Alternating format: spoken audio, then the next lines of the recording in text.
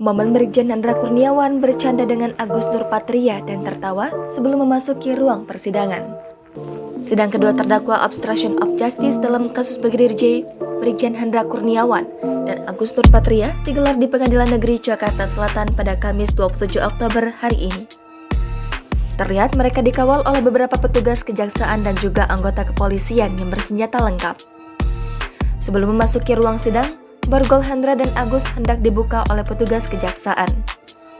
Namun sebelum borgol dan rompi mereka dilepas, Hendra Kurniawan dan Agus sering lempar senyuman dan tertawa.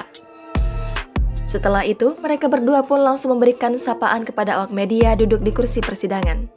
Sebelumnya, Hendra Kurniawan menjabat sebagai Kepala Biro Paminal di Propam Polri dan Agus Nurpatria menjabat sebagai Kaden A Ropaminal di Propam Polri. Keduanya pun dimutasi menjadi Pati dan Pamenyan Mapolri. Setelah menjalani sidang kode etik, komisi telah memecat tidak hormat Agus Nurpatria. Namun, Brigjen Hendra Kurniawan sendiri belum menjalani sidang kode etik hingga saat ini. Diketahui, Hendra dan Agus didakwa jaksa telah melakukan perintangan proses penyidikan pengusutan kematian Brigadir J bersama Ferdy Sambo, Arif Rahman, Baikuni Wibowo, Cuk Putranto, dan Irfan Widianto.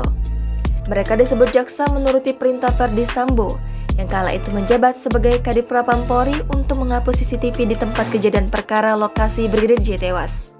Selanjutnya, para terdakwa juga dijerat dengan pasal 48 Junto, pasal 32 ayat 1, Undang-Undang Nomor 19 Tahun 2016 tentang perubahan atas Undang-Undang Nomor 11 Tahun 2008 tentang informasi dan transaksi elektronik, Junto pasal 55 ayat 1 ke 1 KUHP.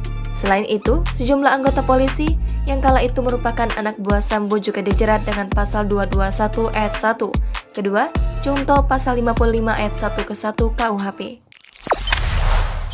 Jangan lupa subscribe, share, komen, dan like ya.